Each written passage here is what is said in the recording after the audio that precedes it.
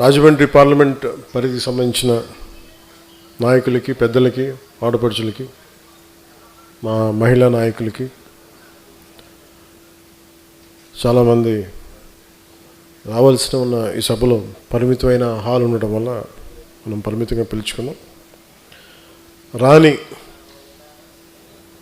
మన జనసేన కుటుంబానికి, వచ్చిన ఈ జనసేన కుటుంబానికి మనస్ఫూర్తిగా మీ అందరికీ నా తరపున, పార్టీ తరపున మీ అందరికీ నా హృదయపూర్వక ఆహ్వానాలు, నమస్కారాలు తెలియజేస్తాను. ఒకసారి ఒక పార్టీ నడపటం ఒకసారి అనిపిస్తుంది, ఎట్లాగరా పార్టీ పెట్టేసి ఇక్కడ దాకా వచ్చాం అనిపిస్తుంది. భగవంతుడు నా నుదుటిపైన రాసిన రాత అనుకుంటా. చాలా బాధ్యతతోటి, ఇదేదో నాకు చాలాసార్లు చెప్తుంటాను, పదవుల గురించి కాదు, వీటి గురించి కాదు. మరి పదవుల గురించి కాకపోతే నువ్వు ఎందుకు వచ్చావు అని మాట్లాడుతూ ఉంటారు కంటెంపరీ పొలిటికల్ లీడర్స్ అంతా. నేను ఒక ఓల్డ్ టైమర్ని, ఫ్రీడమ్ స్ట్రగుల్ని, కథలు చదివి స్ఫూర్తిని చెందినవాడిని, ఒక భగత్ సింగ్ కథలు చదివి ప్రేరణ పొందినవాడిని. భగత్ సింగ్కి ఏ పదవి ఉంది? మనం గుండెల్లో పెట్టుకున్న స్థానం తప్ప. సుభాష్ చంద్రబోస్కి ఏ పదవి ఉంది? దేశం కోసం నలిగిపోయిన త్యాగం తప్ప. ఆ స్ఫూర్తితో వచ్చాను. దేనికి వచ్చి ఉంటానంటే, బేసిక్ సహజ వనరులు పాడైపోయి ఎవరు మాట్లాడరేంటి, నదులు కలుషితం అయిపోతున్నాయి, గాలి కలుషితం అయిపోతుంది, ఎవరు మాట్లాడరేంటి, మనం ఏం చేయాలి, ఈ బాధలు ఇలాంటివన్నీ కలిపి ఒక సగటు పేద మనిషి, సగటు మనిషి ఇబ్బందులు పడుతూ ఉంటే మనం ఏం చేయలేమా, ఇలాంటివన్నీ తీసుకొచ్చినాయి.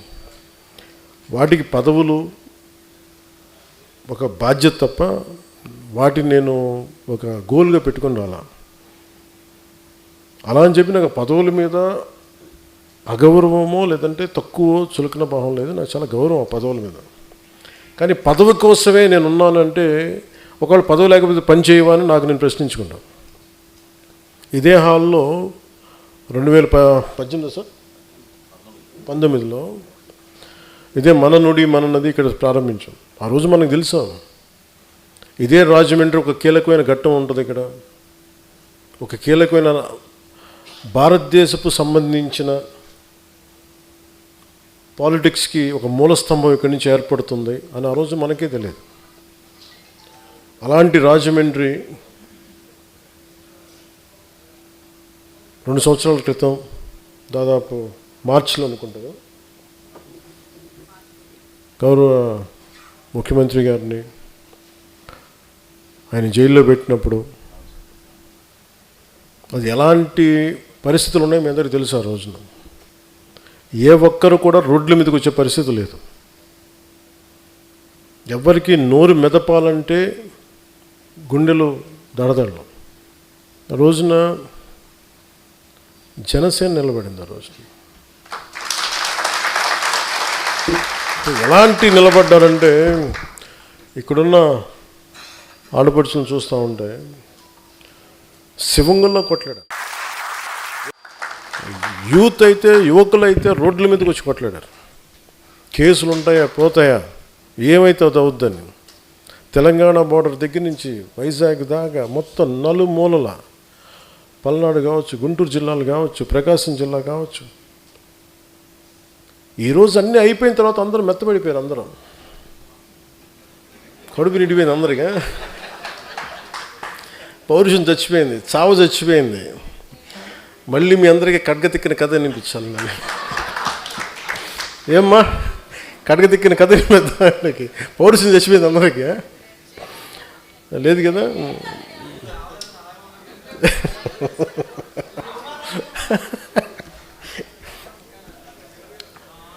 నేను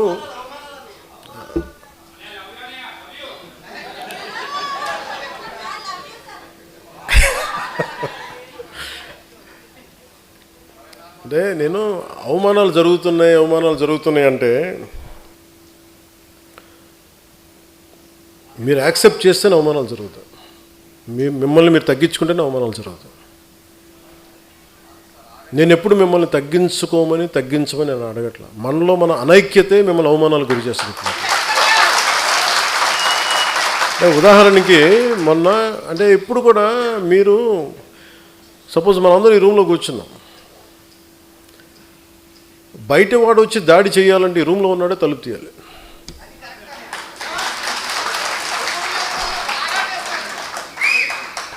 సో జనసేనకి నేను చాలాసార్లు చెప్తాను, నాకు ఎంత కష్టం ఉంటుందంటే నిజంగా ఒకసారి నేను మొన్న తమిళ్ పాలిటిక్స్ చూస్తున్నా ఈ మధ్యన. వాళ్ళు ఎంత సుఖంగా చేశారా పాలిటిక్స్, ఎంత సుఖంగా చేశారు, నాకు అసూయ కలిగేంత సుఖంగా చేశారు. నేను 10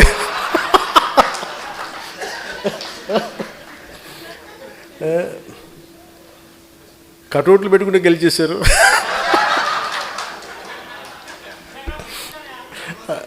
అలాగే కటౌట్లు హలోగ్రామ్స్ పెట్టుకుంటే బాగుంది, అలాగే చక్కగా సీఎంలు అయిపోయారు.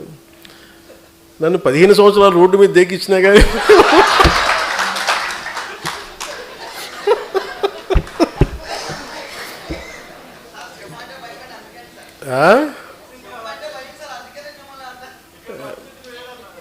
సరదా తెలియదు. అంటే ఎందుకంటే నేను మానవత్వం గురించి ఆలోచించాను. హ్యుమానిటీ. ఒక మాట మాట్లాడాలంటే చాలా అవగాహన కావాలి. ఒక పార్టీ ఎందుకు ఇంత సంవత్సరాలు నలిగాను అంటే, ఒక పార్టీని నడపడం అంటే కొన్ని లక్షల మంది ఒక సమూహాన్ని ఒక ఏకతాటిపై నడిపించడం చాలా కష్టమైన పని. మన ఇంట్లో కుటుంబ సభ్యులనే మనందరం కలిసి ఏకతాటిపైన ఉన్నాం. అలాంటిది నేను ఎంత సాహసం చేశానంటే బయటికి వచ్చి ఒక పార్టీ పెట్టి ఏదో మార్చేద్దామని ఒక పిచ్చి. అది చాలా ధైర్యాన్ని ఇచ్చింది. నేను అనుకున్నాను ఎంత చదివినట్టు, ఏం చేసి చదివినట్టు అంటే, నేను వుల్ఫ్గాంగ్ వాన్ గోట్ అని ఒక జర్మన్ రైటర్ ఉండేవాడు. ఆయన చెప్పింది ఏంటంటే, నాకు ఆయన చెప్పిన కోట్ బాగా ఇష్టం. Boldness has magic and genius ఇన్నట్టు. అంటే ఒకసారి విపరీతంగా ఆలోచించేసి విపరీతంగా తెలివితేటలు చూపించేసి మొత్తం కొంచెం ఏమీ కాకుండా పోతాడు. ఒకసారి దూకేసాడు అనుకో, వాడు కొట్టేసాడు. చాలామంది మహానుభావులు మేధావులు చదివి పుస్తకాలు పురుగులైపోయి యాక్షన్ లేకుండా అనాలిసిస్కే పరిమితం అయిపోయి ఇళ్లలో మగ్గిపోతారు. సో నేను ఎంత నేర్చుకునే అని పెట్టుకొని నేను ఏదో ఒక టైంలో దూకేద్దాం పాలిటిక్స్కి దూకేసాను. పాలిటిక్స్కి నేను ఎప్పుడు వచ్చాను పాలిటిక్స్కి? One was in early 30s. నాకు ఇప్పుడు అర్థమవుతుంది. నేను అసలు అవగాహన లేకుండా ఏది కూర్చోబెట్టంటే అప్పటికే నేను చాలా ఏమంటుందని జీవితాన్ని చూసేసాను అనుకున్నాను. ఇప్పుడు అనుకుంటాను జీవితాన్ని చూసి పార్టీ పెట్టాను అనుకుంటాను. ఆ టైంలో 2007లో సిపిఎఫ్ పెట్టినప్పుడు same political commitment, same political ideology. అంటే ఈ దేశంలో సగటు మనిషి బలంగా ఉండాలి. ఈ దేశంలో సగటు మనిషి కష్టం వస్తే వాడు చెప్పుకోగలగాలి. ఒక ఎమ్మెల్యే ఉన్నా, ఎంపీ తెలిసినా, నాకు ఒక వార్డు మెంబర్ తెలిసినా తెలియకపోయినా సగటు మనిషి వ్యవస్థలకు నిలబడాలి, వ్యవస్థలు న్యాయం చేయాలి. ఇలాంటి ఈరోజు చాలా ఏమైపోయింటే సహజంగా మనకు రావాల్సిన హక్కులు ఇచ్చేవాళ్ళు ఎవరు లేరు. మనకి తెచ్చుకోవాలి, ఇవన్నీ సాధించుకోవాలి, సాధించుకోవాలి. ఇలాంటి 100 సమస్యలు ఇవన్నీ కూర్చోబెట్టి నన్ను ఆలోచించి ప్రేరణ కలిగించి ఇక్కడ దాకా తీసుకొచ్చింది. నువ్వు ముఖ్యమంత్రి అవ్వలేదు చావు కొట్టేశారు ఈ మధ్యన. అసలు మన సామాజిక పరిస్థితులు ఎలా ఉంటాయి చెప్పండి. అసలు ఉన్న స్టేటే ఒకటి, అది లింగ్విస్టిక్ స్టేట్ని అమరజీవి పొట్టి శ్రీరాములు గారు ఏర్పాటు చేస్తే తమిళనాడు నుంచి చిత్తకొట్టి పంపించారు. తెలంగాణకి ఏమో కనెక్ట్ అవ్వలేదు, విడిపోయాం. పోనీ తమిళనాడుతో కుదరలేదు, తెలంగాణతో కుదరలేదు, కనీసం ఆంధ్ర వాళ్ళతో కుదురుద్దా అంటే 3 క్యాపిటల్స్ ఉంటారు ఒకళ్ళు. పోనీ అది అయిపోయింది అనుకుంటే అంటే ఏకాభిప్రాయం లేదు ఇక్కడ. మరి ఇలాంటి పరిస్థితుల్లో నేను నా గురించి ఆలోచించుకుని నాకు అసలు నిజంగా నాకు సూపర్ స్టార్టమ్ నాకు ఈ రోజుకి నేను కూర్చోబెట్టి నాకు సినిమాలకు వెళ్ళిపోతే మళ్ళీ నాకు ఓజీలా కష్టపడితే ఓజీ లాంటి సినిమాలు చేసుకోగలను. బట్ నాకు ఇష్టం సినిమాల కంటే కూడా జనం తాలూకు కష్టాలు, బాధలు, ఏడుపులు. గ్లోబల్ రికగ్నిషన్లు, గ్లోబల్ అవార్డులు ఎన్ని కొట్టినా కానీ ఒక ఊరు పేరు లేని ఒక గ్రామానికి 70 సంవత్సరాల కరెంట్ లేని గ్రామానికి అధికారం వచ్చి కష్టపడి అది రోడ్డు వేస్తే అది ఒక ఆస్కార్ కొట్టినంత ఆనందం ఉంటుంది.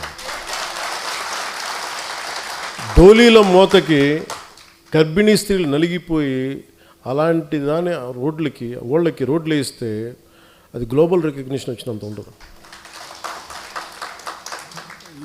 నేను ఇవి ఆశించాను.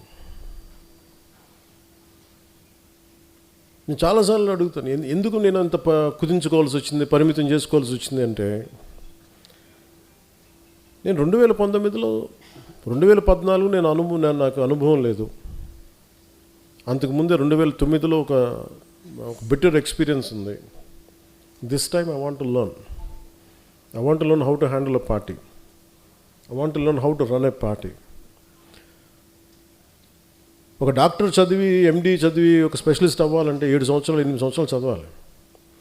అలాంటిది ఒక పాలిటీషియన్ ఏమవ్వకుండా కూర్చోబెట్టి పార్టీ పెట్టి అయిపోద్ది ఎలా అని నాకు నేను నేర్చుకున్నాను. పాలిటిక్స్ నడపటం, వ్యవస్థ నడపటం, మనుషులు మాట్లాడటం, తిట్టించుకోవటం, ఎదురుదాడి ఎదురుకు కౌంటర్స్ ఇవ్వటం.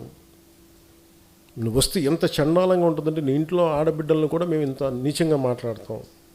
మన సంస్కారం వాళ్ళ మనుషులు ఎవరిని అనడానికి ఒప్పుకోదు. ఇవన్నీ తట్టుకొని ఇప్పుడు నన్ను తిడుతుంటే నా మైండ్ ఎట్లా అయిపోయిందంటే రాటు తెలిపోయింది. నాకు లోపల స్పందన పోయింది. నాకు అంటే ఎంత కన్వీనియంట్గా ఉంటాయి పాలిటిక్స్ అంటే. మన ఈ మధ్యన ఒక విశ్లేషకులు ఒక ఆయన,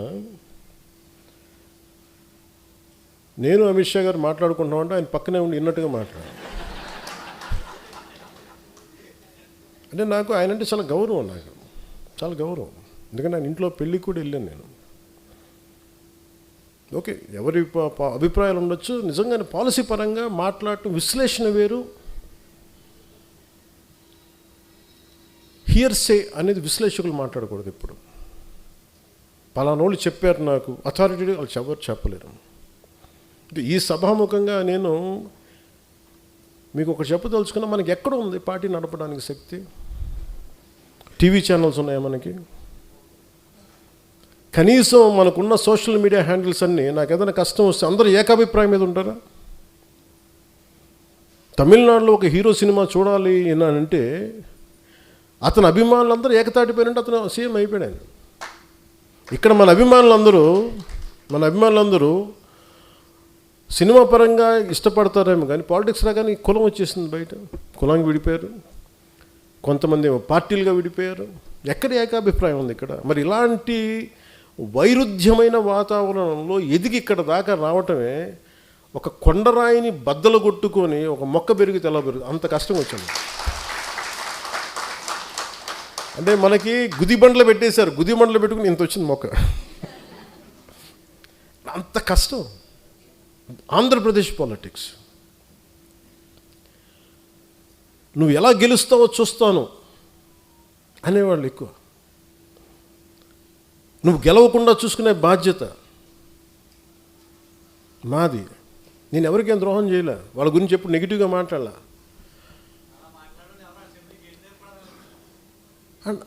అండ్ నాకు ఆశ్చర్యంగా ఉంటుంది, నేను వాళ్ళకి ఏదైనా ద్రోహం చేసి ఒక మాట అని ఉంటే అనుకోవచ్చు. ఉత్తి పుణ్యానికి నా మీద మనిషి నాకు ఏదో కులంలో పుట్టి తీరాలి కదా, అబ్బా చాయిస్ ఎక్కడ ఉంటుంది? అలాంటిది కూర్చోబెట్టి మొన్న ఈ మధ్యన కూడా ఏదో చూస్తున్నాను. పవన్ కళ్యాణ్ ఎక్కువ ఈ మధ్యన ఎప్పుడు కులాల గురించి మాట్లాడతాడు అంటే కులాల గురించి మీరేం మాట్లాడుతున్నారా? కులం అనేది ఒక సామాజిక సత్యం, ఇట్స్ డామ్ సోషల్ ఫ్యాక్ట్. అది సత్యం, అందుకే దాన్ని ఏం చేయలేదు. దానికి మీరు ఓట్లు వేసేటప్పుడు ఈ వార్డులో ఏ కులం ఉంటుందని మీరు అడగరా? నేను అది అందరిలా కాకుండా నేను ఓపెన్గా చెప్తాను అంతే. ఒక సోషల్ డాక్టరింగ్ చేసేవాడు ఎలా మాట్లాడతారు, ఒక జబ్బు గురించి చెప్పేవాడు ఎలా మాట్లాడతాడు, ఈ క్యాన్సర్ ఉందా, లేదంటే ఇది ఉంది, ఈ జబ్బు ఉంది, లేదంటే నీ వైటల్స్ ఇలా ఉన్నాయని చెప్తాను. అలాగే నేను మాట్లాడేటప్పుడు కాస్ట్ గురించి చాలా సింపుల్గా చెప్తాను, ఇబ్బంది లేకుండా చెప్తాను. ఎందుకంటే నా లోపల నా కులం అనే భావన లేదు, మన మనుషులు అనే భావన ఉంది నాకు. మొన్నదాకా మాట్లాడిన వాళ్ళందరూ ఇప్పుడు నువ్వేం చేసావు నీ కులానికి మాట్లాడుతూ ఉంటారు. నేను ఎప్పుడన్నా కుల నాయకుడు నేను చెప్పాను అసలు ఎప్పుడన్నా నేను?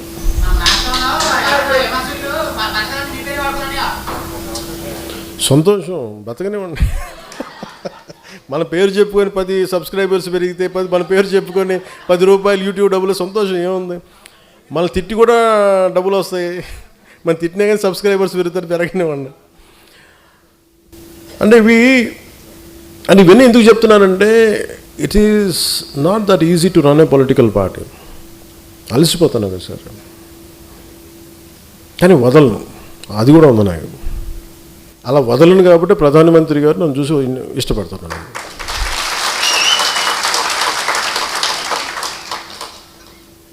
ఒక ఆడబిడ్డ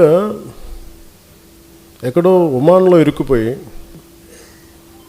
ఒక ముస్లిం ఆడబిడ్డ ఒమాన్లో ఇరుక్కుపోతే, అన్న నేను చేసుకున్న ఎంప్లాయీ నన్ను ఇబ్బంది పెట్టేస్తాను, నన్ను కొట్టేస్తానని చెప్పి ఏడుస్తుంటే ఏడుపు కదిలిపోయాను నేను. ఆ వీడియో నా దగ్గరికి వస్తే ఒక్క మాట చెప్తే జన సైనికులు ఎంటైర్ మెషినరీ కదిలి ఆడబిడ్డని తీసుకొచ్చారు, ఇక్కడ క్షేమంగా తీసుకొచ్చారు. ఇలాంటి సంఘటనలు 100 మంది తిట్టిన ఒక ఆడబిడ్డ ఆనందంతో చెప్తుంది కదా, చిన్న కన్నీళ్ళు, అది చాలు నాకు. ఒక 100 అవమానాలు తట్టుకోవాలనిపిస్తాయి. ఇప్పుడు మన దగ్గర టీవీ ఛానల్స్ లేవు. నేను చాలాసార్లు చూస్తుంటా, ముందు నన్ను ఎవరిని మెచ్చుకొని తెగ విశ్లేషకులు ఉన్నారని నాకు భయం వేస్తుంది, వీళ్ళ తర్వాత ఫ్యూచర్లో తిడతారు నేను.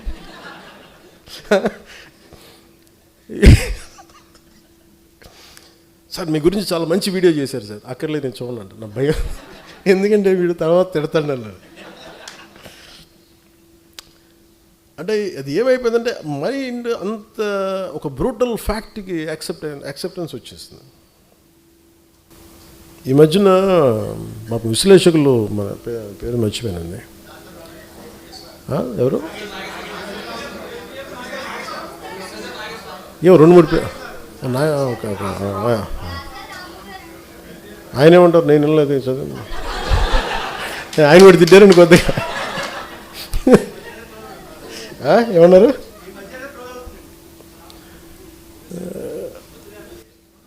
వద్దులే, లోపల నుంచి నాకు కూడా చాలా ఉంటాయి. బండ్ల గణేష్లు నేను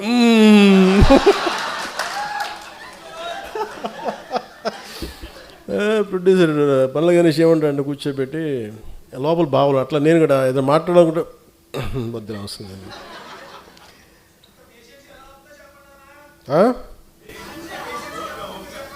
ఏంటన్నారు? ఇంత పేషెంట్గా ఎలా ఉన్నానంటారా? గత్యంతరం లేక.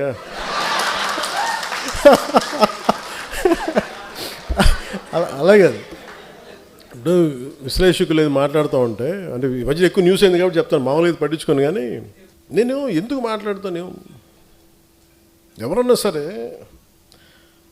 అమిత్ షా గారు ఎలాంటి వ్యక్తి? దిగ్విజయంగా 3 సార్లు భారతీయ జనతా పార్టీని దాదాపు అన్ని రాష్ట్రాల్లో బోణీ లేని చోట బోణీలు ఖాతాలు తెరిపించి, తమిళనాడు లాంటి చోట ఒక్కొక్క ఎల్లలేని రాష్ట్రాలని కొట్టి చూపించి, కేరళ లాంటి చోట toughest home minister after Shri Sardar Vallabhbhai Patel, Shri Amit Shah most toughest one. But నిజంగా ఆయన నేను చాలా దగ్గరగా చూశాను. నేను ఆయనకి నేను ఏదో చెప్పానంట, ఆయన నన్ను తిట్టారంట. ఇది వీరు విన్నారంట. వీరికన్నా మనోహర్ గారికి తెలిసిన వ్యక్తి మనోహర్ గారు ఆయన చెప్పారంటే వీరు విన్నారంట. నాకు ఏమనిపిస్తుంటే, రోడ్డు మీద వెళ్ళేవాళ్ళు ఎవరో మాట్లాడితే వేరు, ఒక క్రెడిబిలిటీ ఉన్న విశ్లేషకులు ఇలా మాట్లాడితే తప్పదు. ఇప్పుడు నా గురించి కూడా మాట్లాడినాక నన్ను ఎన్నిసార్లు క్యారెక్టర్ అసాసినేట్ చేశారు, ఎన్నిసార్లు నన్ను తిట్టారు అన్నారు, తిమ్మారన్నారు, అవన్నీ పట్టించుకోవాలి. కానీ అమిత్ షా గారి పేరు వినిపిస్తే మటుకు నాకు తప్పు అనిపించింది, అది నేను ఖండించాలనిపించింది. దేనికంటే ఆ స్థాయి వ్యక్తుల్ని, కశ్మీర్ని ఆర్టికల్ 317 రద్దు చేయించి అలాంటి పరిస్థితులను హ్యాండిల్ చేసిన వ్యక్తి, వెస్ట్ బెంగాల్ని అసలు దేశంలో ఉంటుందా లేదా భవిష్యత్తులో ఉన్న దాంట్లో నుంచి దేశాన్ని దాన్ని బయటికి తీసుకొచ్చిన వ్యక్తి, అలాంటి వ్యక్తి గురించి తేలిగ్గా మాట్లాడేస్తే మరి స్థానికంగా ఉన్న ఆంధ్రప్రదేశ్ బీజేపీ నాయకులకి ఎంత బాధ ఉందో నాకు తెలియదు. కానీ ఎందుకంటే ఇద్దరే మాట్లాడారు. అమిత్ షా గారి గురించి మాట్లాడితే ఇంతమంది ఎంపీలు ఉన్నారు, ఎమ్మెల్యేలు ఉన్నారు, ఎంపీలు ఒక్కళ్ళు మాట్లాడాల, ఖండించలా. కనీసం ఇది నాకున్న వారికి ఉన్న గౌరవంతో నేను ఖండించాల్సి వచ్చింది. దానికి మీరు స్పందించారు బీజేపీ కంటే, దానికి చాలా మీ అందరికీ మనస్ఫూర్తిగా నా ధన్యవాదాలు తెలియజేసుకున్నాను. వాళ్ళు అనేది ఏంటి మేజర్గా, నేనంట వైసీపీ నాయకుడి గురించి అంటే ఆయనకి జైలుకి వెళ్ళిపోవాలి, అరెస్ట్ చేయాలంటే ఆయన అంటే క్లాస్ తీసుకున్నారు అంటున్నారు. మీరు చెప్పండి, నిజంగా ఒక క్రైమ్ చేసిన వాడిని నేను చెప్పాలా? అంటే ఒకటి జైలుకి వెళ్ళిపోయి ఒకళ్ళకి ఏదైనా అయిపోతే దానివల్ల జనసేన ఎదుగుతాడు, పవన్ కళ్యాణ్ ఎదుగుతాడు. అంత దిగజారుడు మైండ్ సెట్ ఉంది. అసలు దానికోసం పాలిటిక్స్కి వస్తాం? అసలు మీరు పాలిటిక్స్లో మీరు ఎంపీ ఇలాంటి వాళ్ళు ఎవరు పాలిటిక్స్లో లేనప్పుడు కదా నేను వచ్చి రోడ్డు మీదకి వచ్చి ఆ రోజున వైఎస్ రాజశేఖర రెడ్డి గారు ముఖ్యమంత్రిగా ఉన్నప్పుడు కదా నేను నా తుపాకీని సరెండర్ చేసి కదా నేను పాలిటిక్స్కి వచ్చింది. ఏం మాట్లాడతారు మీరు? ఎంత తెగింపు ఉంటే వస్తాం, ఎంత తెగించే గుణం ఉంటే వస్తాం పాలిటిక్స్కి. అలాంటి నేను కూర్చోబెట్టంటే వైసీపీ నాయకుడు అంటే ఆయన జైలుకి వెళ్ళాలని చెప్పానని ఈయన ఊహించుకొని చెప్తారు. అదో పెద్ద న్యూస్ అది. మరి మీరు అందరికీ కళ్ళకి ఏం కనిపించట్లేదండి? మీ అందరికీ సమస్యలు కనిపించట్లా? ఎంతసేపు వైసీపీ నాయకుడు జైలును ఇవేనా? నేను వెళ్ళి ప్రధానమంత్రి గారితోటేను అమిత్ షా గారితో మాట్లాడితే ఇవే కనిపిస్తాయా? ఇంకేం ఉండవు మాకు సమస్యలు? దేశ భవిష్యత్తు గురించి మాట్లాడమా? ఆంధ్రప్రదేశ్ అభివృద్ధి గురించి మాట్లాడమా? కూర్చోబెట్టి వీళ్ళని జైల్లో పెట్టండి, వాళ్ళని జైల్లో తీయండి, వీళ్ళ నడుంకి బెల్ట్ కట్టేయండి, వాళ్ళ గురుజులు ఇవే చెప్తాం చెన్నాలి. అయినా వాళ్ళకి చెప్పాలా? వ్యవస్థకి నేను చెప్పాలా? ఏసీబీ కోర్టులోనూ వాళ్ళకి క్రైమ్స్ లేవా? రిజిస్టర్ అవ్వలేదు, వాళ్ళు కోర్టులకు వెళ్ళవు, కోర్టులు పనిచేయట్లేదు, కోర్టులకు మేము చెప్పాలా? సుప్రీంకోర్టు జడ్జిలకు తెలియదా ఎవరు నేరం చేశారు, ఎవరు చేశారని తెలియదా? మేము చెప్పాలా? ఇది నన్ను ఇన్సల్ట్ చేయడం కాదు, అమిత్ షా గారిని ఇన్సల్ట్ చేయడం కాదు, వ్యవస్థని అవమానపరచడం. నేను ఎందుకు పట్టించుకోనంటే Newton's third law, for every action there is an equal and opposite reaction. చర్యకు ప్రతిచర్య ఉంటుంది. కర్మ వదలదు ఎవరిని, కర్మ ఎవరిని వదలదు. ఎవరు చేసిన పనులు వాళ్ళు తగులుతాయి అంతే. అది మంచి కావచ్చు, చెడు కావచ్చు. సాధ్యమైనంత మంచి చేయడానికి ప్రయత్నం చేస్తాం. అలాంటిది నేను కూర్చోబెట్టి వాళ్ళని జైల్లో పంపించండి, వీళ్ళని జైల్లో పెట్టండి ఏంటి? ఆ సెంటిమెంట్ అంతా కూర్చోబెట్టి మీరు ఏదైనా అయిపోదామనా? దానికి నన్ను వాడుకోకండి దయచేసి. పవన్ కళ్యాణ్ అనే వ్యక్తిని మీ పెరుగుదల కోసం, మీ ఎదుగుదల కోసం పంచింగ్ బ్యాగ్ లాగా వాడుకుంది చాలు, ఇంకా ఆపేసేయండి. ఈ రోజున నాయకులకి, ఆడపడుచులకి, మహిళా నాయకులకి అందరికీ చెప్తున్న, నాయకులకు కూడా, కార్యకర్తలకి, జన సైనికులకి నా సహనం ఇంక ఇప్పుడు దాకా చూపించాను. ఒక పుష్కరం తర్వాత నేను నా సహనం భరించాను, నేను అందరినీ భరించాను. ఇక భరించడాలలో కాన్సిక్వెన్సెసే ఉంటాయి ఎవరికైనా సరే. నాకు ఆ భయాలు లేవు. నాకు అసలు ఓడిపోవడాలు, గెలుపుల మీద నాకు ఏమీ లేదు. నేను ఎప్పుడు ముందుకే వెళ్తాను. అంతేగాని కూర్చోబెట్టి వీళ్ళనంటే ఈ మాట అంటే ఓట్లు పోతాయండి, వాళ్ళనంటే ఇది పోతుందండి, ఆ భయాలు చేసేసే దేశాన్ని ఇక్కడ దాకా పట్టుకొచ్చారు అందరూ. ఒక సమస్యని సమగ్రంగా అర్థం చేసుకొని మాట్లాడటం, దానికి కుదిరితే ఒక పరిష్కార మార్గం వెతకటం, చేసిన ఒక నిర్ణయానికి ధైర్యంగా నిలబడి కట్టుబడి ఉండటం నాకు తెలిసింది. అది ఎక్కడి దాకా తీసుకెళ్తే అక్కడి దాకా తీసుకెళ్ళాను. అంతేగాని కూర్చోబెట్టి భయపడిపోయి సర్దటాలు ఇంక నేను చేయను. 12 సంవత్సరాల తర్వాత ప్రతి ఒక్కరు we have to earn our position in a party. అలాగే జనసేన మీద ఉట్టిన కూర్చొని దారిని పోయి ప్రతి ఒక్కడు రాళ్ళేద్దామంటే, నేను మీకు ఈరోజు నీ సభాముఖంగా, రాజమండ్రి సభాముఖంగా మీకు మాట చెప్తున్నాను, తెలియజేస్తున్నాను కదా, దానికి తగ్గ కాన్సిక్వెన్సెస్ అయితే ఉంటాయి. ఎందుకంటే దీన్ని మీరు తర్వాత నన్ను తిట్టుకోండి తిమ్ముకోండి, కానీ నాకు కోపాలు ఉంటాయి కదా, నాకు బాధలు ఉంటాయి కదా, నేను మనిషినే కదా. అంటే మీరు ఇష్టానికి వెళ్ళిపోయి ఒక కొట్టేసి వెళ్ళిపోతే మేము నవ్వుకుంటూ వెళ్ళిపోతే భరిస్తూ ఉంటామా? అంటే ఇన్షర్ట్ వేసుకొని లేదంటే తెల్ల జుబ్బా తెల్లాలు చేసుకుంటే మా గుండెల్లో ఏడుపులు ఉండవా? మా గుండెల్లో కన్నీళ్ళు ఉండవా? మా గుండెల్లో మా కడుపు మంట ఉండదా? మీకైనా కష్టాలు కన్నీళ్ళు? మీరు ఎవరిని అనేసి వెళ్ళిపోవచ్చు, మేమేమో ఎవరిని అనకూడదా? కౌంటర్స్ కూడా ఇవ్వకూడదు, భరించాలా? దేనికి? మేము రాజకీయాల్లో ఉన్నామన్నా, అంతకుముందు మేము యాక్టింగ్లో ఉన్నామన్నా, అంటే పేరు ప్రఖ్యాతులు మేము చేసుకున్న తప్పు, మేము వచ్చింది మాకైనా శిక్ష అది. రోడ్డును పోయి ప్రతి ఒక్కడు ఇట్లా అంటా ఉంటే మేము ఎందుకు కూర్చుంటాం, ఎందుకు భరిస్తాం? మేము భరించినంతకాలం భరించాం, చాలా కాలం చెప్పాను, చాలా సంవత్సరాల క్రితం చెప్పాను, భరిస్తాం, సహిస్తాం, అవసరమైతే తాట తీస్తాం అని. ఇది నేను సరదాగా చెప్పలా, అదేదో సినిమా డైలాగులుగా చెప్పాలి. నాకు ఉన్న చిరాకు విసుగు, ఎందుకంటే చాలా సగటు మనిషి కోపం నాది. భరించి భరించి భరించి ఎంతకాలం భరిస్తాం? దేనికైనా హద్దు పద్దు ఉండదు ఎవరికైనా. కొన్ని టీవీ ఛానల్స్ ఉంటాయి, వాళ్ళు బెదిరిస్తూ ఉంటారు. ఇప్పుడు మొన్నేదో సివిల్ సప్లైస్ గురించి ఏదో న్యూస్ వస్తుంటే విచిత్రమైన, ఇందాక చెప్పాను కదా, బయట డోర్ తెరవడు, మనకి లోపల డోర్ తెరుస్తాడని. ఒక జనసేన నాయకుడు ఇంకో జనసేన నాయకుడు ఆ టీవీకి లీడ్ ఇచ్చాడు. నాకు అది కూడా తెలుస్తూ ఉంటుంది. ఏం మాట్లాడతాం? సివిల్ సప్లైస్ ఏదో రైస్ ఇట్లా ఉంది, అది ఇదని మాట్లాడితే నాకు ఆశ్చర్యం కలిగింది. ఎప్పుడైనా సరే ఎదుటి శత్రువుతో యుద్ధం చేద్దామని మనం వెళ్తుంటే పక్కన వాళ్ళు పొడి చేస్తూ ఉంటే ఎక్కడ ముందుకు వెళ్తాం? ఒక అడుగు తీసి 10 అడుగులు వేద్దామంటే 2 అడుగులు వెనక్కి లాగేస్తుంటారు మన వాళ్ళే. అందుకని ఇంక నేను ఇప్పటిదాకా నేను పార్టీ పగ్గాలు పూర్తిగా ఎందుకు తీసుకోలేదంటే, నాకు అనుభవాలతో రాటు తేలిన సమూహం వచ్చేవరకు నేను వెయిట్ చేద్దాం. పుష్కర కాలం వెయిట్ చేశాను. పుష్కర కాలం తర్వాత మీ అందరికీ అనుభవాలు వచ్చినాయి. ఒక ఐడియాలజీ నమ్మితే దాన్ని ఎక్కడి దాకా పట్టుకురాగలం మీకు చేసి చూపించారు. ఇప్పటి నుంచి పార్టీకి సంబంధించిన కార్యాచరణ చాలా బలంగా ఉంటుంది, చాలా చాలా చాలా బలంగా ఉంటుంది. ఎందుకంటే నేను ఇంకా నాయకులు తప్పులు కానీ ఎవరైనా సరే నేను ఉపేక్షించాను, నేను పబ్లిక్గా చెప్పేస్తాను. ఎందుకంటే మీరు పబ్లిక్గా మీ ఇష్టాలకి మీరు మాట్లాడేస్తున్నప్పుడు నేను మిమ్మల్ని కూడా నుంచోబెట్టేస్తాను, కార్యకర్తల ముందు నుంచోబెట్టేస్తాను. ఒక కార్యకర్త తప్పు చేస్తే మిగతా కార్యకర్తలు కూడా దాన్ని కరెక్ట్ చేసుకోవాల్సిందే. మనందరం కలిసి ఒక తాటిపైన నడుద్దామంటే అందరికీ బాధ్యత లేకపోతే మటుకు, ఏకాభిప్రాయం లేకపోతే మీరు ఉండొద్దు దీంట్లో, సంతోషంగా వెళ్ళిపోయి నాకు ఇబ్బంది లేదు. ఒక సైనిక పఠాలంలాగా ముందుకెళ్ళాలంటే అందరూ ఫార్వర్డ్ మార్చి వెళ్తుంటే మీరు బ్యాక్వర్డ్ మార్చి, మీరు సైడ్ వేస్ మార్చి, లేదంటే బాయినెట్ తీసుకొని పక్కన డొక్కలో పొడుస్తూ ఉంటే మటుకు ఊరుకోం. ఇంకా నేను చాలా చాలా నలిగి భరించి విసిగిపోయి ఉన్నాను. ఇక్కడ ఇట్స్ ఎనఫ్ అనిపించింది నాకు. మీరే అవాయిడ్ చేసి నా దాకా తీసుకురాకండి.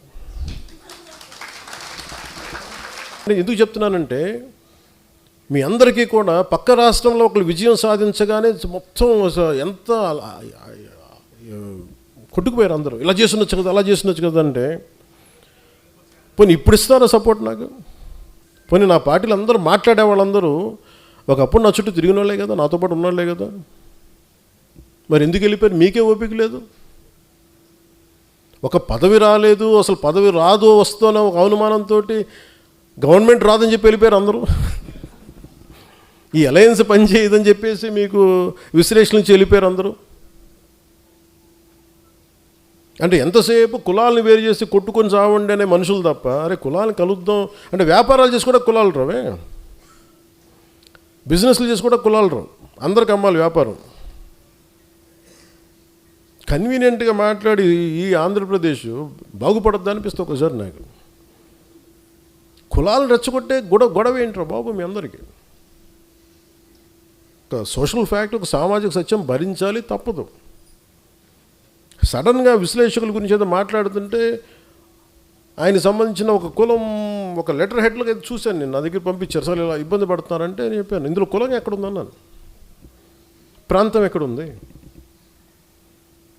అంటే. విశ్లేషించేటప్పుడు విశ్లేషకుడికి ఎవరినైతే విశ్లేషిస్తున్నాడో అతనికి కులం కానీ అతనికి ప్రాంతం కానీ వర్తించదు, కానీ మనం తిరిగి కౌంటర్స్ ఇచ్చేటప్పుడు మటుకు వాళ్ళ కులం వాళ్ళ ప్రాంతం వర్తిస్తుంది. అంటే అమిత్ షా గారిని మనం ఏదైనా అనేసేయచ్చు, పవన్ కళ్యాణ్ ఏదైనా అనేసేయచ్చు, వాళ్ళు మటుకు మనం ఏదైనా అంటే మటుకు నేను నా కులం నా ప్రాంతం మటుకు అలా ఎలా కుదురుద్దా? అన్నీ మీ కన్వీనియన్స్కే, అన్నీ మీ కన్వీనియన్స్కే. మేమేంటి చేతులు కట్టుకొని కూర్చున్నాం, మేము అందరం మీ ఇష్టానికి కూర్చొని మాట్లాడితే మా కోపాలు రావా? మాట్లాడతాం. అందరికి ఎన్నిసార్లు భయపడిపోతాం అనుకుంటున్నారా? ప్రతిదానికి, ప్రతి ఆర్గ్యుమెంట్కి. ఏ ఆర్గ్యుమెంట్ ఇదే చెప్తున్నాను, ఇలా భయపెడదాం అనుకునే వాళ్ళకి చెప్తున్నాను కదా. వైఎస్ రాజశేఖర రెడ్డి గారు బతికున్నప్పుడు, ముఖ్యమంత్రిగా ఉన్నప్పుడు, తిరిగి ఆయన రెండోసారి ముఖ్యమంత్రి ఉన్నప్పుడు నేను అక్కడే ఉన్నాను, ఎక్కడ పారిపోవాలి, అక్కడే ఉన్నాం. అంత తెగించున్నాను పాలిటిక్స్లో, గుర్తుపెట్టుకోండి. మీరు కూర్చోబెట్టి మీ కన్వీనియంట్ ఆర్గ్యుమెంట్స్ తీసుకొచ్చి ఇలా మాట్లాడితే జనసేనని హ్యాండిల్ చేయాలి, ఎంత తెగించి వచ్చానంటే నాకు ఎంత తెగింపు ఉంటుందో మీరు ఎంత ఊహించుకుని తక్కువ వద్దు, గుర్తుపెట్టుకోండి. మీకు ఎంత యుద్ధం కావాలి అంటే నువ్వు కోరుకున్నంత యుద్ధం ఇవ్వగలవు, అది నీ కెపాసిటీ. నువ్వు ఎంత చేస్తే నేను ఇంత చేస్తావు, నువ్వు అంత అంటే అంత, నువ్వు ఎంత అంటే అంత. కాకపోతే నేనంటే నేను చాలా విఘ్నత ఉన్నవాడిని, విచక్షణ ఉన్నవాడిని కాబట్టి నేను పరిధిలో మాట్లాడతాను. స్థాయి దాటాను అనుకోండి, నాకు ప్రాణాల పెద్ద లెక్కేం లేదు. నాకు పిల్లలు ఉన్నారు, కుటుంబం ఉంది, అన్నీ వదిలేసుకొని రాగలను. నువ్వు రాగలవా? నేను రాగలను. పోగొట్టు కూడా నాకు ఇంత ఉంది, అన్నీ పోగొట్టు కూడా సిద్ధంగా ఉండే పాలిటిక్స్కి వచ్చాను. మీరు రాగలరా? నన్ను విమర్శించేవాళ్ళు మీరు రాగలరా? నేను రెడీ దానికి. మీరు ఎక్కడ ఎలాంటి గొడవలు పెట్టుకుంటారో చెప్పండి, నేను రెడీ దానికి. మీ క్వశ్చన్ చాయిస్ మీకే ఇస్తున్నాను, అంతేగాని నన్ను రెచ్చగొట్టేయకండి అందరినీ. ఇదే రాజమండ్రిలో నా కన్వీనియంట్ ఆర్గ్యుమెంట్ కదా. అంటే ఈరోజు టాపిక్ ఎందుకు తీసుకున్నానంటే, విశ్లేషకుడి గురించి ఎందుకు తీసుకున్నానంటే, జగన్ అనే ఒక వ్యక్తి ఆయన జైలుకి వెళ్ళిపోతే పవన్కి ఏదో మరి వాళ్ళ పిచ్చి లాజిక్ ఏంటో నాకు అర్థం కాదు, కానీ ఆ తెలివితేటలు నాకు అర్థం కాదు. కానీ మరి అలాంటప్పుడు అదే తెలివితేటలు దాన్నే బేస్ చేసుకుని చంద్రబాబు గారు జైల్లో ఉన్నారు కాబట్టి రైట్ టైంలో పాలిటిక్స్ మనం ఇప్పుడు వెళ్ళిపోదాం, ముఖ్యమంత్రి అయిపోవచ్చు అనుకోవచ్చు కదా. అది కూడా పాసిబిలిటీ ఉంది కదా. అలా అనుకుంటే అయిపోతావా? అలా అనుకుంటే జరిగిపోతే ఏమో అన్నీ నువ్వు జరగచ్చు, జరగకపోవచ్చు, but that is not my value based కదా. నా మోరల్ ఫైబర్ వర్క్ అది కాదు, నా మోరల్ ఫ్రేమ్ వర్క్ అయితే అది కాదు. ధైర్యంగా నిలబడి మాట్లాడి శత్రువు బలంగా ఉన్నప్పుడు కొడతాను నేను, గుర్తుపెట్టుకోండి. శత్రువు బలహీనంగా ఉన్నప్పుడు నేను కొడను, బలంగా ఉన్నప్పుడు నేను బలంగా కొడతాను. అంతేగాని నేను కూర్చోబెట్టి నువ్వు బలహీనంగా ఉండి నీకు జబ్బు వచ్చినప్పుడు తోసినట్లు, నువ్వు బాగా ఆరోగ్యం పుంజుకో, బాగా బలంగా పెరుగు, అప్పుడు కొడతాను నేను. అందుకని మీరు ఇవన్నీ కూర్చోబెట్టి నా దగ్గర వచ్చాయి. అలాగే టీవీ ఛానల్స్ కొన్ని ఉన్నాయి, మీరు 2-3 ఆర్టికల్స్ వేస్తారు, వెంటనే నేను ఈరోజు చెప్తున్నాను, అలాంటి అన్ని టీవీ ఛానల్స్ కానీ కొంతమంది certain websites, certain social media handles, మీరందరూ ప్రభావితం చేసే స్థాయిలో మీరు ఉన్నారనుకున్నారు కాబట్టి మేము కూడా మీకు ఎదురుదాడి చేస్తాం, గుర్తుపెట్టుకోండి. మీరు మమ్మల్ని వ్యక్తిగతంగా అంటే మేము కూడా మిమ్మల్ని అంతే ఈక్వల్ అండ్ ఆపోజిట్ అని చెప్పాను కదా. నువ్వు నన్నంటే నేను కూడా నిన్ను అంతే అంట, నువ్వేమంటావు నేను అదే అంట. చాయిస్ నీకు ఇస్తున్నాను. ఎందుకంటే సహనం, మితిమీరిన సహనం చేతకంతనం అయిపోతుంది. ఒక మహర్షి ఒక ఆయన కూర్చోబెట్టి ఊరంతా వెళ్తుంటే ఒక యోగి ఆత్మకథలో కథ ఉంటుంది. ఆయన వెళ్తూ ఉంటే మొత్తం ఊరు వాళ్ళందరూ చెప్పారంట వచ్చి, ఈ ఊరిలో ఒక పాము ఉంది, నాగు పాము ఉంది, అందరినీ కాటేస్తుంది, ఇబ్బంది పెట్టేస్తుందంటే మీ దివ్యశక్తులు దాన్ని చేయండి అంటే, నాగు పాము ఆయన కని దగ్గరికి వెళ్ళాడంట. నువ్వు అలా కాటేయకు, అది ఇది చేయకంటే సరే అని చెప్పి ఆయన ఒప్పుకుంటే, కొన్ని రోజుల తర్వాత మళ్ళీ అదే ఊరుకుండా వెళ్తే మళ్ళీ ఈసారి నాగు పాము కనిపిస్తుందంట, చిన్న దెబ్బలతో కనిపిస్తుందంట. ఏంటంటే నువ్వే చెప్పావు కదా కాటేయొద్దని, కాటేపు అందరూ నన్ను కొడుతున్నారు అందను. ఆయన అన్నదేనంటే కాటేద్దానని బుసగొట్ట పని చెప్పలేదు కదా. అంటే కనీసం అంటే మనం వదిలేస్తే ఇంత చావు కొట్టేస్తారు. ఉదాహరణకు ఒక టీవీ ఛానల్ హెడ్ ఉంటాడు, ఆయన చాలా కన్వీనియంట్గా మనం కూర్చోబెట్టి వాళ్ళు నన్ను అన్ని ఫంక్షన్స్కి పిలుస్తారు. వాళ్ళ ఫంక్షన్కి కొన్ని సంవత్సరాలు రెగ్యులర్గా వెళ్ళాను, వాళ్ళ ఫంక్షన్కి వెళ్ళలేదు అనుకోండి, వెంటనే నా మీద నెగిటివ్ ఆర్టికల్ రాసేస్తారు, జనసేన పార్టీ మీద ఒకటి రాసేస్తారు. మళ్ళీ వెళ్ళాను అనుకోండి, ఆయన కదా, మళ్ళీ వెళ్ళాను అనుకోండి మళ్ళీ కొన్ని రోజులు న్యూట్రల్గా ఉంటారు, మళ్ళీ రాస్తారు. నాకు విసుగ్గా ఉంటాయి అన్నీ. అంటే నేనేమో మీ సంవత్సరం జరిగే ఒక ఈవెంట్కి వస్తేనేమో పర్లేదు, కొంతకాలం వెసులుబాటు ఉంటుంది, మన గురించి ఏం చెడ్డగా రాయకుండా. ఇప్పుడు వాళ్ళ గురించి నాకు ఎందుకు ఎన్ని విషయాలు తెలిసి ఉంటాయి నాకు. నేను కూడా ఇక్కడ దాదాపు పెరిగి 30 కనీసం ఒక రీజనబుల్ వయసుకి వచ్చిన తర్వాత ఒక 3.5 దశాబ్దాలు నాకు అందరూ తెలుసు కదా, అందరి జీవితాలు తెలుసు కదా, వ్యక్తిగత జీవితాలు ఎందుకు మాట్లాడినాయని ఊహించని వాళ్ళ జీవితంలో వాళ్ళు కూడా ఇవన్నీ అతనికి ఎలా తెలుస్తాయి నాకు తెలుస్తాయి అంతే. కానీ అది నా సంస్థ, నా సంస్కారం ఏంటంటే మాట్లాడనివ్వదు అంతే. అందుకని దయచేసి జనసేన నాయకులకు కానీ ఇంకా మీరు మెత్తగా ఉండకండి. నేను మౌనంగా ఉన్నానంటే మెత్తగా ఉన్నాను కాదు, గట్టి పడతానని అర్థం. ఒకసారి నేను కామ్గా ఉన్నానంటే నేను సహనంగా ఒక సరైన సమయం కోసం చూస్తానని అర్థం, అంతేగాని బలహీనత కాదు నాకు అది.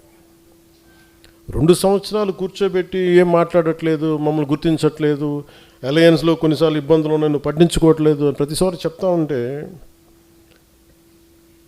నేను బాధ్యతలు అప్పగిస్తే ఎవరన్నా నేను ఒక వ్యక్తిని పెడితే మనోహర్ గారిని పెట్టాను చాలాసార్లు.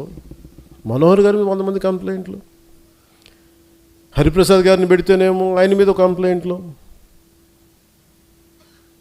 ఆయన ఒక పెద్ద ప్రముఖ దినపత్రికలో పనిచేసి రిటైర్డ్ అయిన వ్యక్తి ఆయనకి నాకు ఆయన అవసరం ఉంది కానీ ఆయనకి నా అవసరం లేదు. వాళ్ళందరూ ఇష్టపడి వచ్చారు నాతో నాకైతే చేయడానికి. ఇలాంటి వాళ్ళందరినీ కూర్చోబెట్టి మన వాళ్ళే ఇట్లా మాట్లాడుతూ ఉంటే నేనేమనుకున్నానంటే, దీనికి ఫర్ ఎగ్జాంపుల్ ఒక పార్టీ నడపాలి అంటే ఒక మిలిటరీ యూనిట్ నడిపినట్టు డిసిప్లిన్ కావాలి. అలాగే మనం డిసిప్లిన్ ఉంటే తప్ప అలయన్స్లో మనకు బలం రాదు, గుర్తుపెట్టుకోండి. అలయన్స్ కూడా దేనికైనా ఉంటుంది, నేను చెప్పాను కదా, దీనికి సమయం ఉంటుంది. ఈ లోపల మీరు కూడా బలపడాలి. బలపడటం అంటే కూర్చోబెట్టి పదవులని కాదు, ఏకభావంతో ఏకాభిప్రాయంతో ఉండటం. అవన్నీ లేకుండా పదవులు రాగానే అదే అందరూ చప్పబడిపోయారండి అనిపించింది. ఇన్ని వేల పదవులు ఇస్తే ఉత్తేజం పొంది బలంగా ఉంటారంటే ఎవరు మాట్లాడటం మానేశారు. నేను ఎప్పుడు చెప్పి ఇంత పేరున్నాగా నాకు ఎప్పుడు ఆకలి, నా పౌరుషం పోలేదు, నా కొట్లాడే గుణం పోలేదు నాకు, ఇంకా పెరిగిందే. కానీ అలాంటిది పదవులు ఇవ్వగానే అందరూ కామ్ అయిపోయి హుందాగా పెద్ద మనుషులు అయిపోయారు. దానికైతే జనసేనకి మీరు ఉండాల్సిన అవసరం లేదు. అంటే నాకు ఏం గుర్తొస్తుంటే, ఒక ఆడబిడ్డ తన చిన్న ఒక 4 ఏళ్ల బిడ్డని చంకనేసుకొని అర్ధరాత్రి పూట జనసేన జెండా పట్టుకుంటే అమ్మాయిని హోటల్ పై నుంచి చూస్తుంటే ఆడబిడ్డని, ఆడతల్లిని, వాళ్ళు కదా నా బలం అనిపించింది. వాళ్ళు కదా, వాళ్ళ కోసం కదా నేను బతకాలనిపించింది. అందుకనే ఇప్పుడు ఇందాక మన లోకల్ బాడీస్ గురించి మాట్లాడుతూ ఉన్నాను. ఒకసారి జనసేన లోకల్ బాడీస్ ఎలా పనిచేసినాయి, 1924 లోకల్ బాడీస్ ఎన్నికలు వచ్చి మీరు ఎలా కొట్లాడారు? గెలవడానికి కొట్లాడలా, పోరాటానికి కొట్లాడారు. మీరు ఆత్మగౌరవం కోసం కొట్లాడే. మేము నిలబడితే నువ్వెవడరా మమ్మల్ని ఆప్ చేయడానికి, మనల్ని ఎవడరా ఆపేది, నువ్వెవడరా మమ్మల్ని ఆపేది, ఇంతే. దీనికోసం జస్ట్ ఒక పంతంతో కొట్టారు. ఆ స్పృహ మీరు కోల్పోకండి. ఆ జనసేన మూల లక్షణం. కుటుంబం నాకు బాధలు లేకుండా ఉంటా,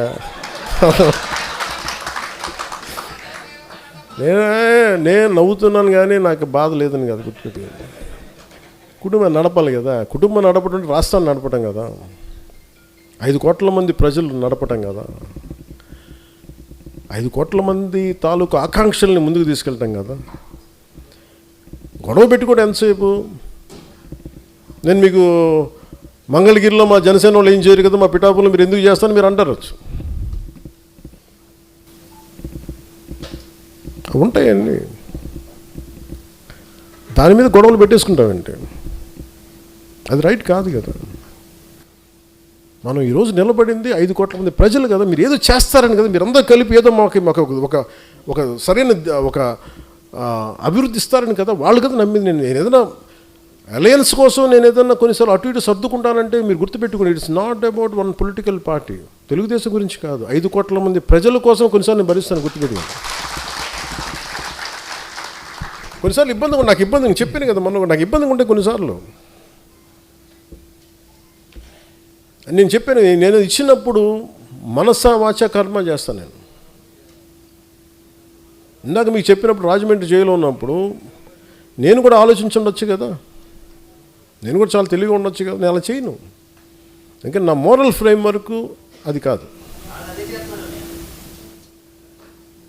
నువ్వు చేయి కదా, ఒకళ్ళు చేశారు కదా అని మనం చేస్తే ఇంకా దిగజారుతాను తప్ప. అందుకని నువ్వు యుద్ధం చేయాలనుకున్నా కానీ విభేదించాలనుకున్న చాలా హైయర్ ఫ్రేమ్వర్క్ ఉండాలి. నేను దానికోసం వెయిట్ చేస్తాను. అది ఏమైపోద్దంటే అది హుందాయిన గొడవ ఇవ్వదు, చాలా చండాలమైన గొడవ ఇస్తాయి. మనల్ని మనం గొడవ ఎప్పుడు పెట్టుకోవాలంటే మనల్ని పెరిగేంత గొడవ ఉండాలి.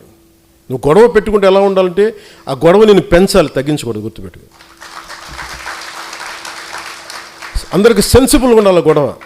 నీకు నచ్చో నాకు నచ్చే కాదు, ప్రతి ఒక్కరికి అది చాలా పద్ధతిగా ఉంది, కరెక్ట్గా ఉంది. అది వాళ్ళు మనం మద్దతు తెలపాలి. ఒక వ్యక్తి చేసిన తప్పుని ఆ వ్యవస్థ మీద పెట్టలేం. అది ఒక క్రిటికల్ మాస్కి రీచ్ అయిపోయింది, అప్పుడు చూద్దాం. అలాంటి మీరు చెప్పే కొన్ని ఇబ్బందులు ఇవన్నీ కూడా ఇంకా క్రిటికల్ మాస్కి రీచ్ అవ్వలేదు. అవి రీచ్ అవ్వకూడదని నేను కోరుకుంటున్నాను. క్రిటికల్ మాస్ అని తెలుగులో ఏంటంటే ఒక తారస్థాయి, తారస్థాయి కంటే కూడా ఇంకో మంచి పదం మర్చిపోయాను. అంటే దాన్ని ప్రభావితం ఇంకా తప్పించుకోలేము, ఇంక ఎదిరించక తప్పదు. అట్లా ఆ స్థాయికి లేవు, ఉన్నాయి. దాన్ని కరెక్ట్ చేసుకున్నాం, ఎప్పటికప్పుడు కరెక్ట్ చేసుకోవాలి, తప్పదు. ఇవన్నీ ఉంటాయి.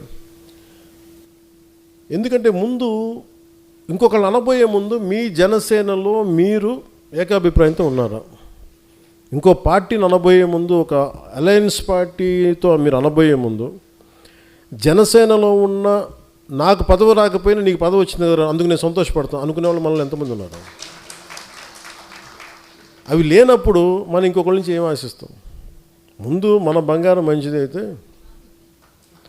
ముందు మనోడు ఎదిగితే నేను ఎదిగినట్టే అని అనుకున్న సహృదయతం అనుకుంటే అప్పుడు బలం వస్తుంది, మనకి హ్యాండిల్ చేయగలం.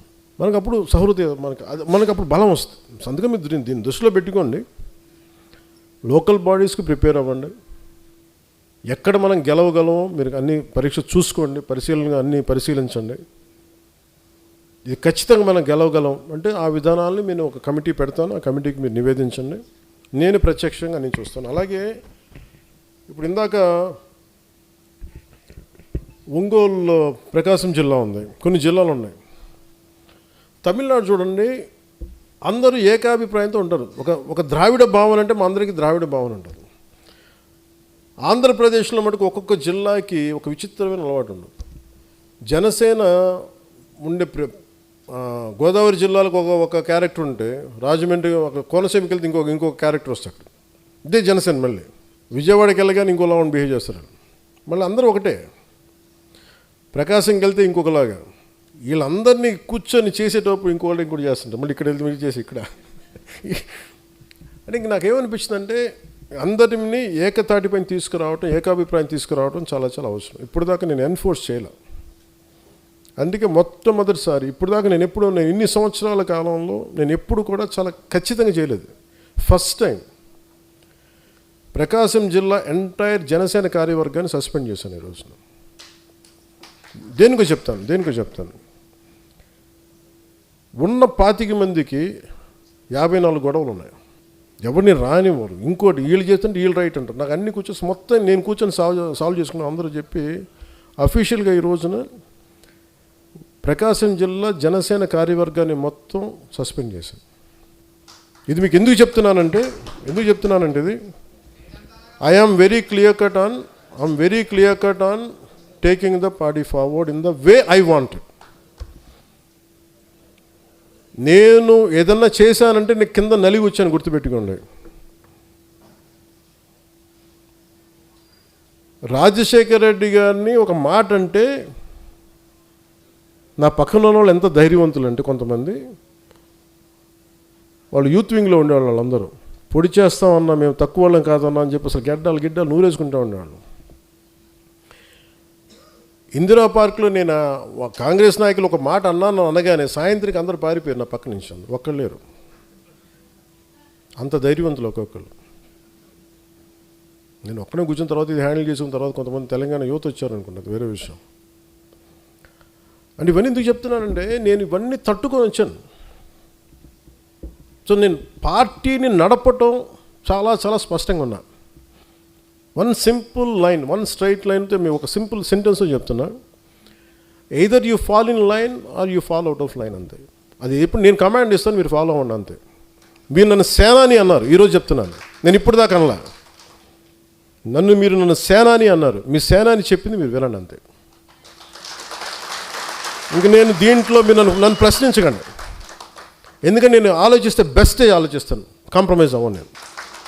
నేను రేపొద్దున ఒక 2-3 రోజుల తర్వాత ఒక 25 పార్లమెంట్స్కి కమిటీలను పంపిస్తున్నా. దేనికి? ప్రతి పార్లమెంటు కమిటీలో కొంచెం అవగాహన ఉన్న, సీనియారిటీ ఉన్న కొంతమంది నాయకుల్ని, నేను చెప్తే నా మాట వినేవాళ్ళు కొంతమంది పంపిస్తున్నాను.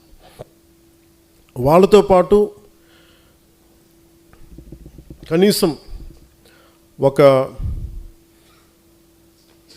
పార్టీ ప్రారంభించినప్పటి నుంచి ఇప్పుడు దాకా పార్టీ కోసం వెన్నంటే ఉన్న సాధక్స్ని, పార్టీ మెంబర్షిప్లో కన్సిస్టెంట్గా ఉన్న వ్యక్తుల్ని ఒక 3 కొంతమంది పార్టీకి పనిచేసి కొంత అనుభవం ఉన్న కొంతమంది స్థానిక రాజకీయాల్లో ఒక 3 నాయకుల్ని, ఒక 7 మంది. వీళ్ళని ఎలా పంపిస్తున్నారంటే వీళ్ళు పార్లమెంటరీ కమిటీ కాదు, ప్రతి నియోజకవర్గంలో ఎంతమంది సాధక్స్ ఉన్నారు, ఎంతమంది నాయకులు ఉన్నారు, వాళ్ళు ఏ పనులు చేశారు. మీరు సపోజ్ మీరే ఉన్నారు ఇక్కడ, మీరు కూర్చోబెట్టి నేను ఈ పనులు చేశాను కూర్చోబెట్టి ఈ కమిటీకి మీరు ఇవ్వండి, డిపెండింగ్ ఆన్ మీ నియోజకవర్గానికి సంబంధించిన వరకు. నేను పలానా రాజోల్ నియోజకవర్గం నుంచి వచ్చాను, నేను పలానా గ్రామం, పలానా మండలం, పంచాయతీ ఇక్కడ వచ్చాను, ఈ కమిటీకి ఇవ్వండి. వీళ్ళకి సహకరించడానికి ఒక 20 మంది సాధక్స్ని పెట్టాను, స్ట్రీమ్లైన్ చేయడానికి. ఒక రూమ్లో ఇలా కూర్చుని వేదిక పైన ఒక 7 మంది ఉంటే సహకరించడానికి. దేనికంటే ఎవరు పని చేశారో నేను నాయకుల్ని పంపించట్లా. నేను మనోహర్ గారిని పంపిస్తే మనోహర్ గారికి 10 మంది తెలియచ్చు, 25 మంది తెలియచ్చు. కానీ నేను పనిచేసిన ఒక 5 మంది సాధకులను పెడితే ఇబ్బంది అవుతుంది. నేను 20 మందిని పెడుతున్నాను. దానికి తోడు నేను 3 రకాల చెక్లు చేస్తాను. అందరి ఆమోదయోగ్యం తీసుకొని ఒక్కొక్క నియోజకవర్గానికి వీళ్ళు ఇన్ఛార్జ్, అక్కడ రిసోర్సెస్ మొబిలైజ్ చేయగలడు, కొంత ఖర్చు పెట్టగలడు అతని కోశాధికారిగా, కొన్ని చేయగలడు అతను, కొన్ని సెక్రటరీ, ఇట్లా కొన్ని స్ట్రక్చర్ చేశాను. నేను ఇది 2007 నుంచి వెయిట్ చేస్తున్నా ఈ స్ట్రక్చర్ని రియలైజ్ చేయడం కోసం. 12-14 సంవత్సరాల తర్వాత I want realize this structure. ఇప్పుడు దాకా అందరూ మీరు చెప్పినట్టు చేశాను, ఈసారి మటుకు నేను చెప్పింది ఫాలో అవ్వండి. నేను ఇదే చెప్పాను, వ్యూహం నేను వేస్తాను, మీరు పాటించండి. ఇంకా నన్ను క్వశ్చన్ చేయొద్దు. నేను ఎప్పుడు క్వశ్చన్ చేయొద్దు కానంటే నేను ఒకసారి మీకు, ఎందుకంటే నేను మీకు వదిలేస్తాను, మీరు ఏకాభిప్రాయం మీ చుట్టుపక్కల 10 మందిని మీరు కన్విన్స్ చేయండి, అది నేను చెప్పేది. నేను పూర్తిగా ప్రజాస్వామ్యబద్ధంగానే వెళ్ళడానికే ప్రయత్నం చేస్తాను కూడా. అసలు నన్ను ఏది స్ట్రక్చర్ చేయనివ్వట్లేదు ఎవరు. నేను మనోహర్ గారిని పెడితే కొంతమందికి నచ్చదు. ఈసారి అలాగే నేను మనోహర్ గారిని పెడుతున్నా, మీరు పాటించాల్సింది అంతే, రూల్ అంతే. నాకు ఈ వ్యక్తి నచ్చలేదండి, అందరూ నాకు నచ్చేవాళ్ళు ఉంటారు, మీరు కూడా నచ్చరండి, దానికి ఏం చేయమంటారు అండి. కొంతమందికి దేశ ప్రధాని నరేంద్ర మోడీ గారు నచ్చరు, అది ఏం చేస్తాం. అందరికీ నచ్చాల్సిన అవసరం లేదు, బాధ్యతలు ఉంటాయి. నాకు ఈ జిల్లా కలెక్టర్ నాకు నచ్చలేదండి, మీకు నచ్చకపోతే జిల్లా కలెక్టర్ పని చేయాలి, తప్పదు. అందరూ మనకి నచ్చేవాళ్ళు ఉంటారు. అలాగే పొలిటికల్ పార్టీలు అన్ని పదవుల్లో మీకు నచ్చేవాళ్ళు ఉంటారు, మీకు ఆమోదయోగ్యంగా ఉండేవాళ్ళు ఉంటారు. వీటన్నిటిని అధిగమించి మనం ఎలా ముందుకెళ్తాం అనేది. అందుకని 25 పార్లమెంటరీ సెలక్షన్ కమిటీస్, వీళ్ళు సెలెక్ట్ చేయరు. వీళ్ళు ఏం చేస్తారంటే మీరు ఇచ్చే ప్రతి ఊర్లో పంచాయతీలో ఉండే సాధక్స్ దగ్గర నుంచి 100 చేసిన వాళ్ళు, 200 చేసిన వాళ్ళు అందరూ నాకు తెలియాలి. దాదాపు 20,000 మంది ఉన్నారు, 21 lakh ఉద్యమి ఉన్నారు. వాళ్ళందరికీ కూడా నేను అందరికీ కూడా ఒక దిశానిర్దేశం చాలా బలంగా చేసి పెడతాను. నేను ఇప్పుడు స్టార్ట్ చేసింది నెక్స్ట్ మంత్ ఫస్ట్ వీక్లో ప్రారంభిస్తాం. నా కోరిక ఏంటంటే ఆగస్టు 14కి మొత్తం అన్ని కమిటీస్ అయిపోవాలి ఆంధ్రప్రదేశ్ మొత్తం సంబంధించి. అంటే స్వాతంత్ర సమరాలు ఎలా చేస్తూ మన స్వాతంత్ర పండగ, జెండా పండుగ ఎలా చేయాలంటే మన కార్యవర్గంతో చేస్తాం. ప్రతి ఊళ్ళో మన కార్యవర్గంతో చేయాలి, అంత బలంగా చేద్దాం. అందుకని నన్ను క్వశ్చన్ చేయకండి ప్లీజ్. అలాగే మీరు ఎవరైనా సరే బయటికి వెళ్ళి ఇది మాట్లాడాలంటే I find way to mechanism ఒకటి పెడతాను, మీరు దాంట్లోనే మాట్లాడాలి.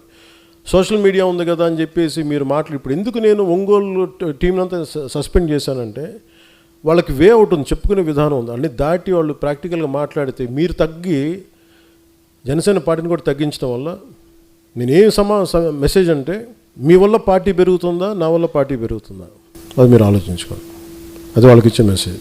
జనాల్ని మీరు కన్విన్స్ చేయగలరా ఓట్ల కోసం, నేను కన్విన్స్ చేయగలనా? నన్ను అర్థం చేసుకుని నాతో గొడవ పెట్టుకోడు, విభేదించడు, నేను చెప్పింది వింటాడు.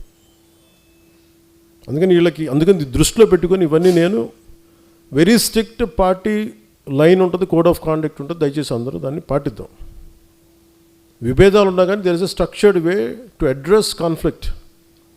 విభేదాలని దానికి సామరస్యపూర్వకమైన విధానం ఉంటుంది, అంతేగాని రోడ్ల మీదకి వచ్చి గయ్యాళ్ళతనంగా మనం కొట్టేసుకొని తిట్టేసుకుంటే మటుకు దానికి పరిష్కారాలు రావు. అది అట్లయితే జనసేనకి కష్టం అవుతుంది. Because I want to create a very discipline cadre based party.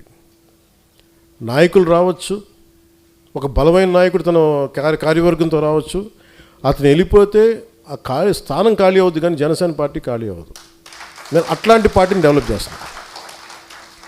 అందుకని దీన్ని దృష్టిలో పెట్టుకొని అందరూ మనస్ఫూర్తి దీన్ని మీరు సహకారం అందించమని కోరుకుంటాను. అలాగే ఒకరికి పదవి ఇస్తే మిగతా వాళ్ళు కూర్చోబెట్టి సామాజిక మాధ్యమాల్లో దానికి ఒక తప్పుడు వార్తలు రాయించి, ఎందుకంటే ఇవన్నీ నవేడేస్ ఇవన్నీ తెలిసిపోతాయి. డిజిటల్ ఫుట్ ప్రింట్ ఉంటుంది, ప్రతిదానికి డిజిటల్ సిగ్నేచర్ ఉంటుంది. మీరు ఎక్కడి నుంచి పంపించారు, ఏం చేశారు, ఆధారాలతో సహా టైం లైన్తో సహా చెప్పగలను. ఇప్పుడున్న ఏఐ టెక్నాలజీ ఎలా ఉంటుందంటే కూర్చోబెట్టి సింపుల్ సాఫ్ట్వేర్ పట్టుకొని దానికి కూర్చోబెట్టి పెద్ద పెద్ద సెక్యూరిటీ ఏజెన్సీస్ కూడా అవసరం లేదు. ఆ సాఫ్ట్వేర్ లాంటిది కానీ మనం కూర్చొని అప్లై చేస్తే డిజిటల్ స్టాంప్తో సహా వచ్చేస్తాయి. అంత ఈజీ ఎక్స్పోజ్ చేయటం. అందుకే దయచేసి నాయకులు కొంతమంది చేస్తూ ఉన్నారు ఇన్ బిట్వీన్, దయచేసి అన్నీ చేయకండి.